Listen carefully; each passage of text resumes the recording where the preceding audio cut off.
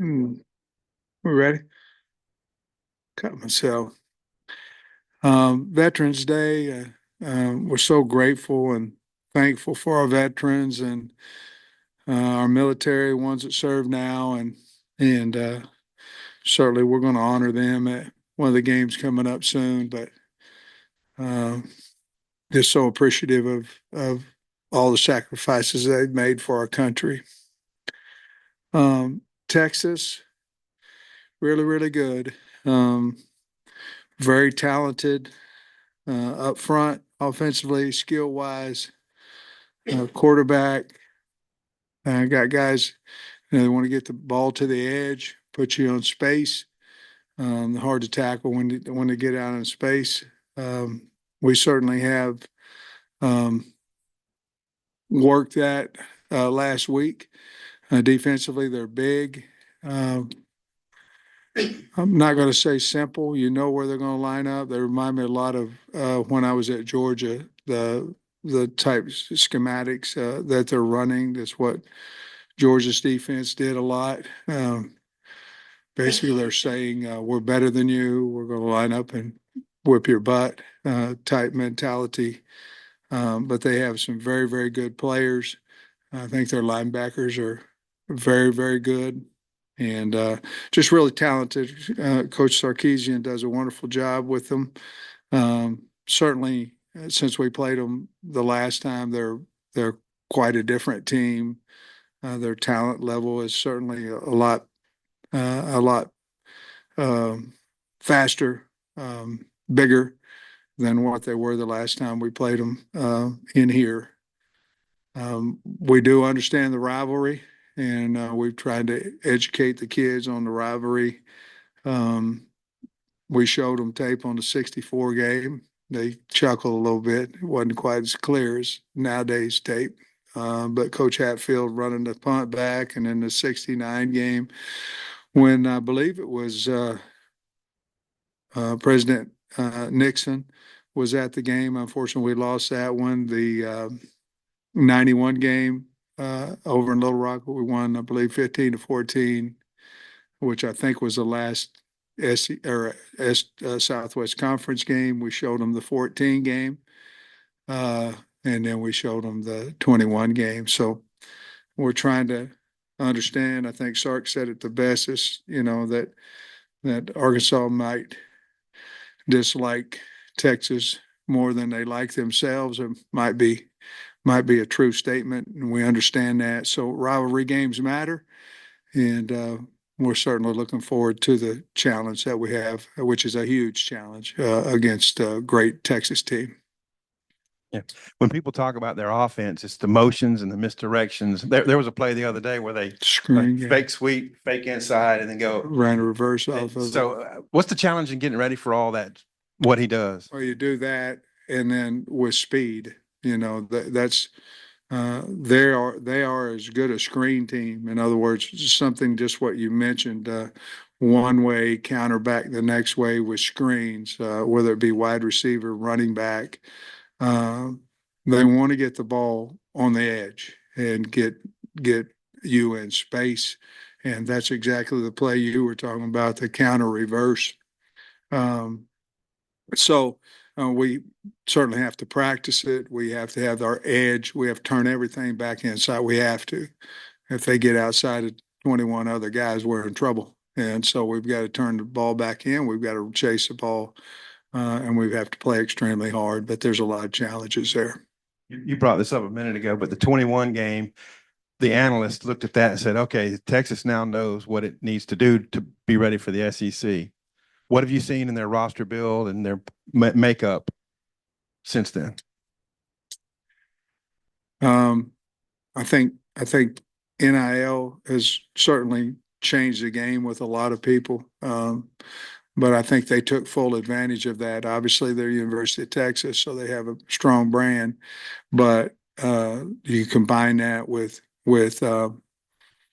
I think Sark knew exactly what he needed, and he's built it that way. Coming from Alabama, and he's been in the league.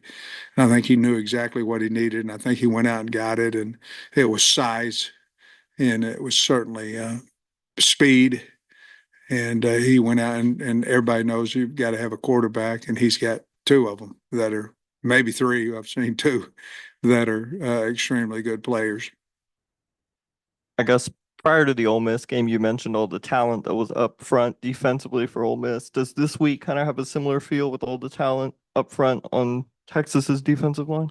It does. They're not quite as complicated. That's a good question. They're not quite as complicated, but they're big and very, very physical. Um, um, so yes, I think anybody that's in the top 5, 10, maybe 15 in the country, I think all those teams are very, very talented on the D line and offensive lines, and that's the case with Texas. Maybe that needs to be closed. You mentioned showing, rivalry tape from previous games. Is that something that you've always done maybe before a big game, or is that something you've, adapted recently? Well, I think you have to educate the kids on how big the game is to the fans, to the university. Um, I think there's rivalry games matter. I think this is one that certainly um, we haven't played them in a long time, but I wanted them to understand that. And I told the team, I said, if you ask before the 21 game, which we hadn't played them but one time in, I don't know, several years, or a few times in several years, the fans would say Texas is the biggest rival that we have. So I think you have to educate the kids for that because um, you can play better in a rivalry game if you believe it's a rivalry. And certainly we're going to have to play our best to be able to win the game. Jaquindon seems like a guy that kind of would almost create reasons to get motivated in his head. And this one, there's probably no reason. What's his motivation like? And I got to imagine he's been eyeing this game since he originally enrolled at Texas. Well, I know it's a big game for him. He's from, the Dallas area, I guess. And we'll see how he should practice today, and so we'll see how he is. But if he's going to be motivated, which he will be, this is the one to get up for, and so um, he talked about it when we were recruiting him as well. So we're hoping that he's healthy and to be able to show his talents. Texas, I believe, has both their coordinators, a lot of continuity. For like 4 years, you've had that before with Barry and Kendall for Yeah. 3 years. What does that mean to a program when you have that kind of continuity with the head coach and the coordinators? Well, Trey, that was one of them. My biggest fears, whenever I took the job, is getting the coordinator right, which I believe I did. Obviously, Barry's doing great, and KB just put up I don't know how many on Oklahoma State, and they're bowl eligible and doing a good job.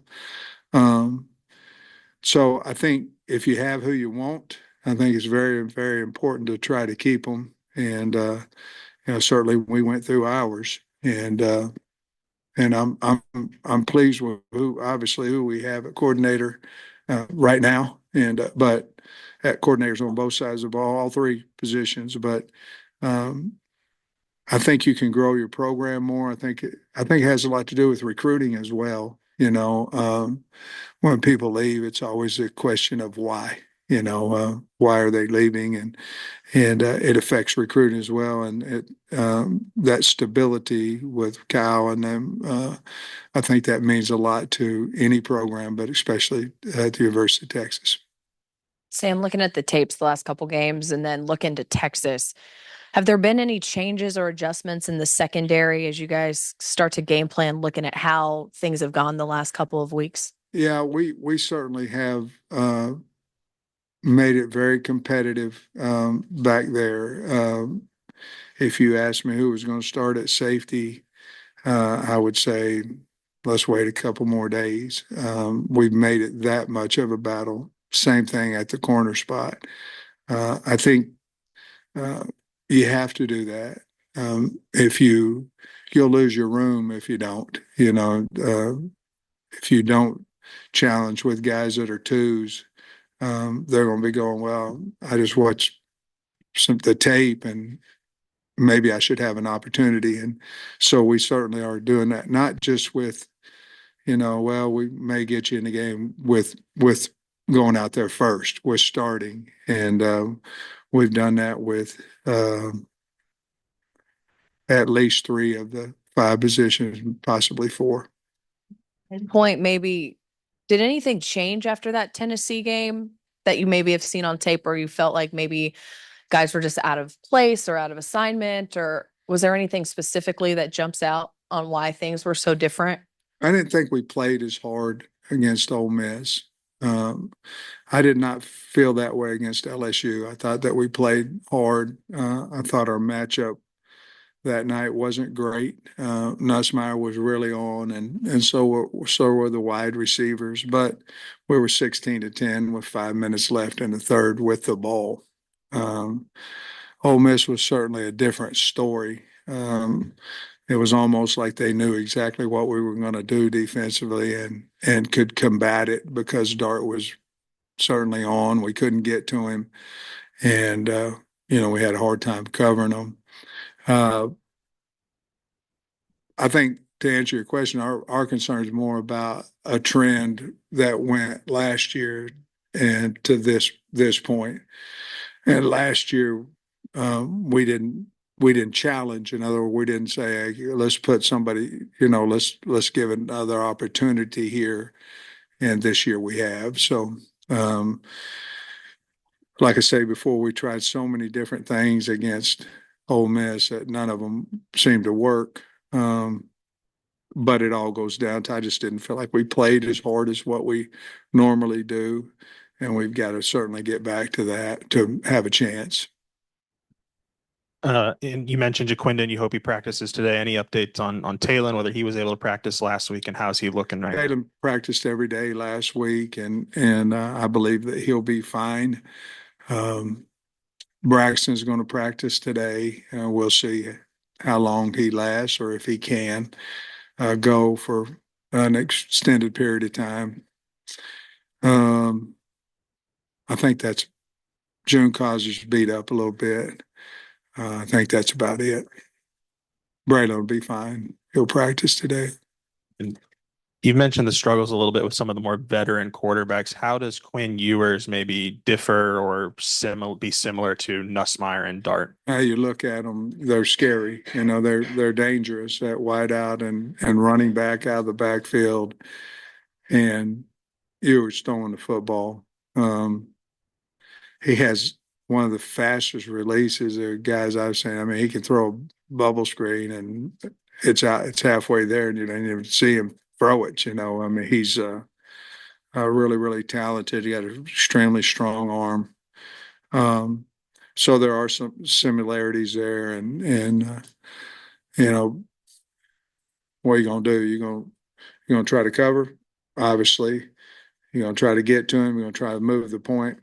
They're good enough offensive line wise where you're going to have to send some guys to get to him because he has such a quick release. And then therefore, when you do, you're going to have to be in some type of either zone 3 or man to man. And so we'll have to pick and choose our times there. But we have to mix it up on him, and we have to disguise better than what we have. And I think that goes back to your question a little bit. I think part of it is we've got to disguise our coverages better than what we have. How about just a thought, Coach, on a Sark team? What are a couple qualities that you feel like Sark teams tend to bring to the table?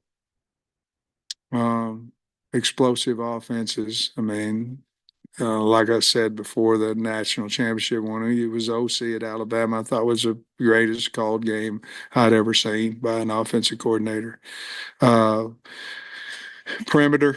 Perimeter explosiveness, and he uses his talent really, really well and has plenty of it. But I just think the guy's a mastermind offensively, and he'll be a huge challenge with the talent that he has as well. One follow-up would just be, you mentioned the history in your opening thoughts there, Hogs, Horns, Nixon coming, all that stuff. I mean, you've always been well aware of that. How relevant do you feel like Arkansas, Texas is today in terms of college football? Well,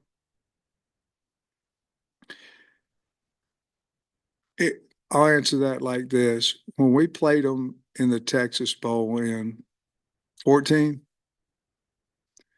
it was like, and I hadn't been to the national championship game at that point, you know. I hadn't been to Georgia, then, but it felt different when we got off the bus and we were sitting there. There's 2 6-6 teams, and it was electric, and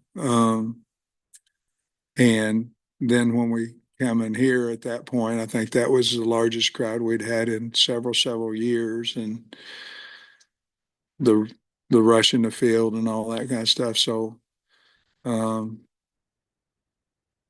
you can just feel that rivalry. You can feel it from our people, and I don't know if I answered your question, but So you mentioned Talen's, you think he's going to be good to go, but the way Malachi played against Ole Miss in the second half, does that maybe give you more confidence where if Talon isn't fully where he needs to be, that you could, go with him? absolutely.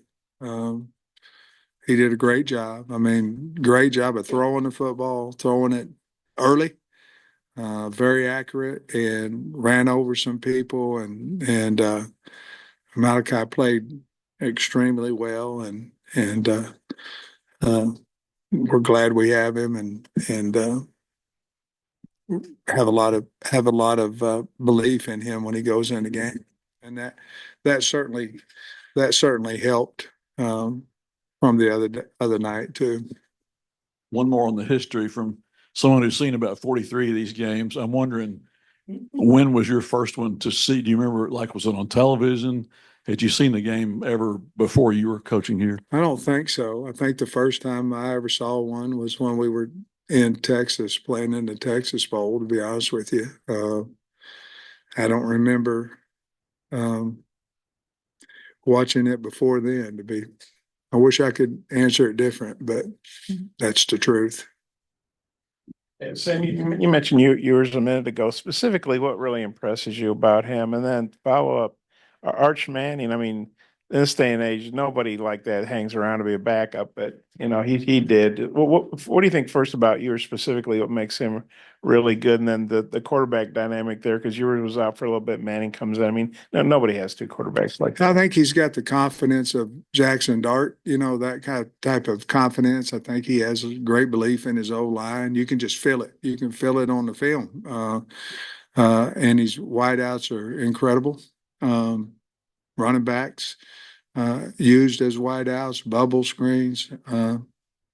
So I think he has a lot of talent around him, but I think he has a lot of confidence, probably has since he was a young man. And but he's very accurate and got an incredibly strong arm. With Manning, I saw him make a play running to his left that they would have showed on Sports Center if it was Mahomes did it. But he just did it the other day in the game. And the touch on that pass and the accuracy running to his left was incredible. And, I'm sure it says him staying there. I'm sure it says something about his family.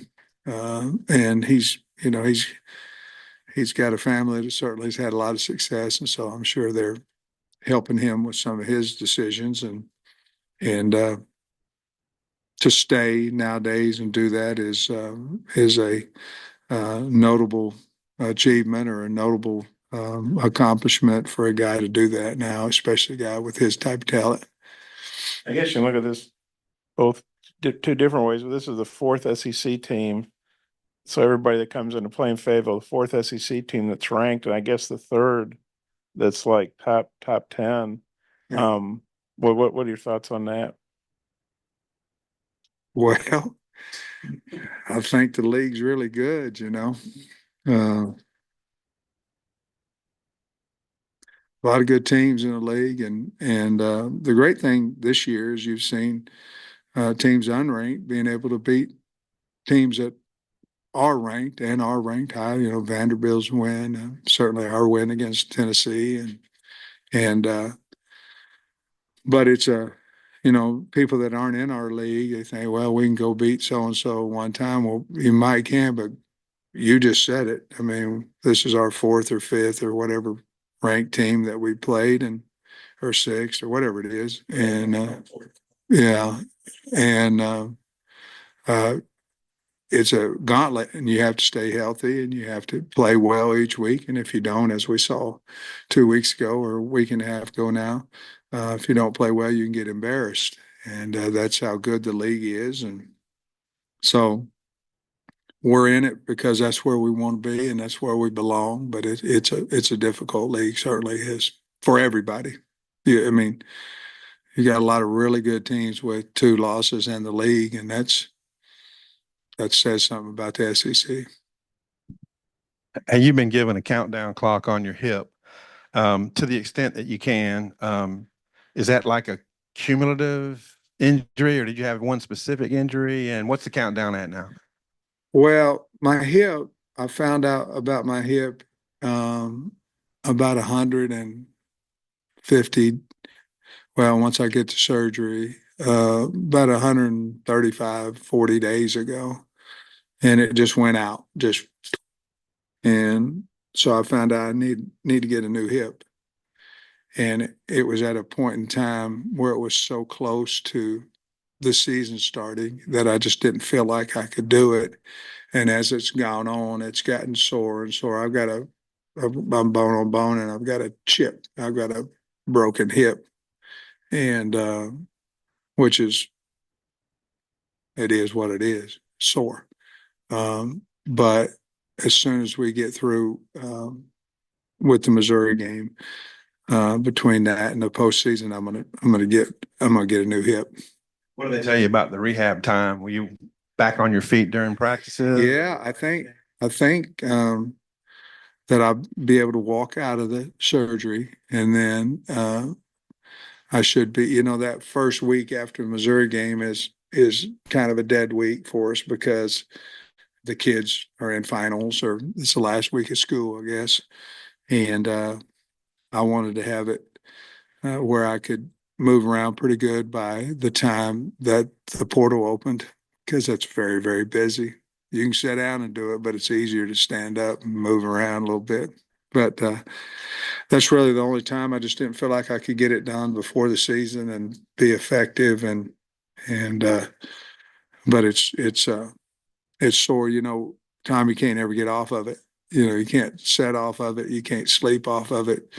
You obviously can't walk off of it. So anybody that's had, you know, bone on bone hip, um, knows that it's irritable and it's hard to sleep and those things. But I've made it 130 something days of it, and I can make it another 19, 20, whatever the number is. It's 22. He's asking.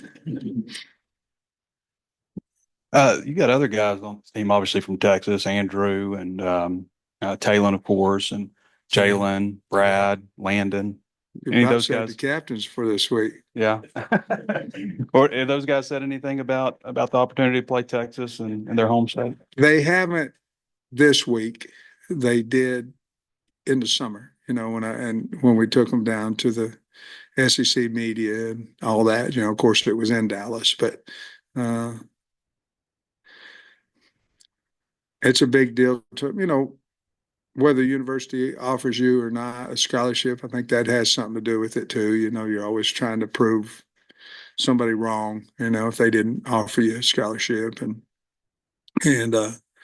but I think anytime you play some team from your state, it's a big deal, and obviously the kids know it's a huge rivalry. A lot of nutty tiebreaker scenarios for the SEC with no divisions. I'm curious, have you had any discussions with other coaches around the league about the first year without divisions, or just what your thoughts have been on this kind of new generation era? I really have not. I mean, if we were closer to in it, I would, but um, I haven't. I don't know how it's all going to play down.